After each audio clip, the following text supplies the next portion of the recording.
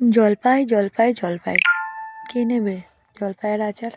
আরে না না, বিক্রি করছি না, তোমাদেরকে এমনিই দেবো।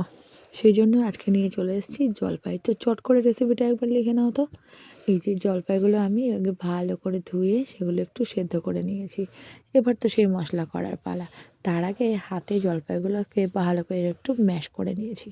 আর মশলাগুলোকে শুকনো কলায় ভেজে ওগুলো একটু ভালো করে বাটনা করে নিয়েছি। হ্যাঁ, ওটা কিন্তু আমি পেপারেই করি। আর এটা আমি এদিকে বসিয়ে দিয়েছি চিনি দিয়ে জলপাইটা।